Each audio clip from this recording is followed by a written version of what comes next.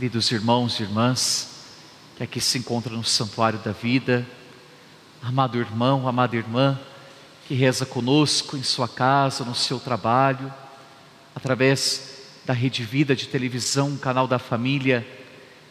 Como é bom estarmos juntos para celebrar a bondade e o amor de Deus por cada um de nós.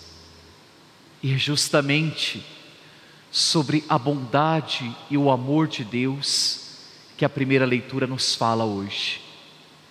Ao longo desta semana, nós ouvimos do livro do Gênesis toda a narração da história de Noé, da arca, e nós vemos que através de Noé, Deus estabelece uma aliança. O dilúvio é justamente para lembrar a aliança que Deus fez com a história da humanidade. Mas esta aliança não foi a última, ou não foi a primeira. Deus fez aliança com o seu povo, várias alianças ao longo da história, até chegar na pessoa do seu Filho Jesus, a única e perfeita e eterna aliança, a nova e eterna aliança.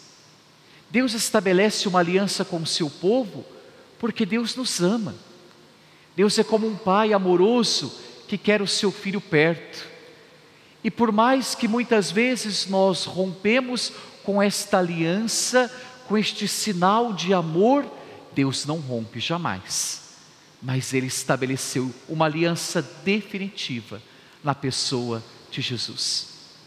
Ora, na primeira leitura nós vemos então Noé, todo o cenário da arca de Noé, e quando Noé chega no lugar onde Deus havia indicado, Noé ali oferece um sacrifício. E Deus aceita, Deus vê aquele sacrifício bom, agradável. E aí Deus faz um sinal, o arco-íris é sinal da aliança de Deus, para que o homem veja, ao ver o arco-íris, lembre, Deus nos ama, a partir de um sacrifício que Noé fez. Ora, meus irmãos, mas se Jesus é a nova e eterna aliança, é porque Ele ofereceu o sacrifício perfeito, único e perfeito, para que Deus estabelecesse uma nova e eterna aliança. E esse sacrifício de Jesus se deu na cruz. Jesus foi crucificado, Jesus se ofereceu em sacrifício por amor a nós, por amor a nós. E isso, para nós hoje, é fácil compreender, mas na época dos discípulos não. E é justamente isso que o Evangelho nos fala. Jesus, em primeiro lugar, pergunta aos discípulos o que os outros estão dizendo a seu respeito. Ora, Jesus aqui não quer fazer um ibope. A intenção de Jesus não é ver quantas pessoas gostam dele ou quantas não gostam. Não, a intenção de Jesus é saber o que as pessoas estão entendendo, ou se as pessoas estão entendendo aquilo que ele estava realizando. E as pessoas não estavam entendendo. Uns dizem que é Elias, outro algum dos profetas, uns dizem que é João Batista, ou seja, o Senhor é um profeta para eles. Mas Pedro, iluminado por Deus, vai além do que as pessoas falavam.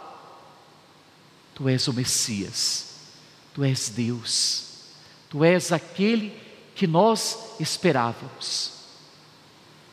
Veja, Pedro declara, faz uma profissão de fé, mas esta profissão de fé de Pedro está também enraizada uma ideologia que tinha na época, de um Messias triunfalista, de um Messias todo-poderoso, de um Messias que queria governar tudo, queria matar todos e tudo. Assim como o dilúvio que arrastou tudo, esperava que o Messias arrastasse com tudo. Mas Jesus mostra que não, que esse Messias triunfalista não é o Messias verdadeiramente esperado. Jesus diz que esse Messias vai sofrer, que esse Filho do Homem vai sofrer, vai ser rejeitado, vai ser morto. E Pedro não entende. E Pedro diz, o Evangelho diz que Pedro tomou Jesus à parte. Ou seja, Pedro tomou o lugar do Mestre.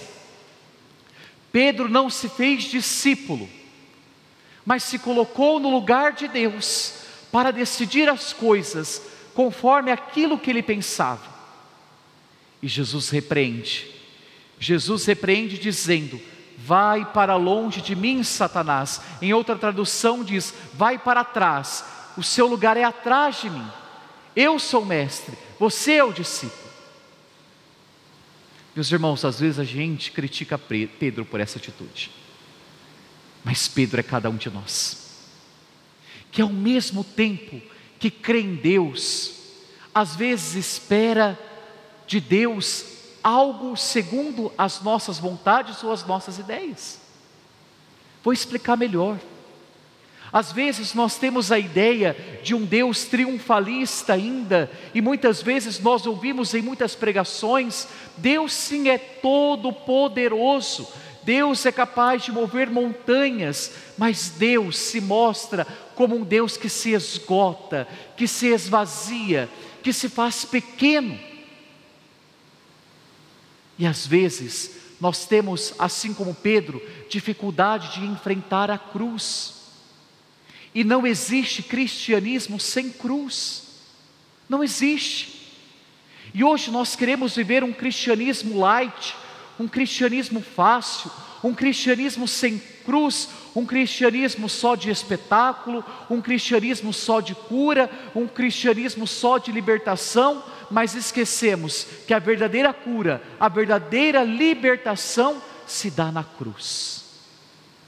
Na cruz. Ora, meus irmãos, o Padre não está pregando a favor do sofrimento. O Padre não está desejando que você sofra, não é isso. Mas o que o Padre quer dizer é que quando o sofrimento vem, quando a cruz verdadeira vem em nossa vida, nós devemos olhar para o nosso Mestre. O nosso Mestre que acolheu a cruz, que se esvaziou, se entregou na cruz por amor a nós. E é na cruz que nós vemos este Deus que nos ama, é na cruz que nós sentimos, e é na cruz, com a cruz, que nós vivemos verdadeiramente o que o cristianismo é, o que Jesus é. Cuidado com este Deus que muitas vezes você pode ter na cabeça. Uma vez eu escutei numa pregação, eu fiquei um tanto que assustado. O pregador dizia assim: olha, você que está sendo perseguido, Deus vai acabar com os seus inimigos. Meu Deus, não é esse Deus que nós cremos. Não é esse Deus. O Deus que nós cremos é o Deus do amor. E muitas vezes nós queremos colocar no lugar de Deus, como Pedro, de querer decidir como Deus age. Por isso a pergunta que Jesus faz para você é esta: o que você pensa de Jesus? Quem é Jesus para você? Quem é Jesus? Mas para responder esta pergunta, meu irmão, é preciso ter intimidade com Ele. Pedro tinha intimidade, mas essa intimidade não se dá da noite para o dia, é um processo. Cada dia a gente vai conhecendo quem Jesus é na nossa vida. Não tome o lugar de Jesus na sua vida, deixe Ele tomar o lugar dele e tome o seu. Que você possa compreender que apesar dos sofrimentos, da cruz que aparece na sua vida, Deus está contigo. E é na cruz que a gente alcança a verdadeira vitória, a verdadeira libertação. Louvado seja nosso Senhor Jesus Cristo, para sempre seja louvado. Façamos o nosso ofertório e junto com o pão e o vinho, ofertemos também a nossa vida. E você, meu querido irmão, que reza conosco em casa, convido a você a ajudar também nesta obra de evangelização, que aparece aí no seu televisor, o QR Code, que você possa então fazer parte deste projeto de evangelização e colaborar no anúncio do Rei. Cantemos. Este programa teve o apoio dos nossos benfeitores. Seja você também um fiel evangelizador. Ligue para 11 4200 8080.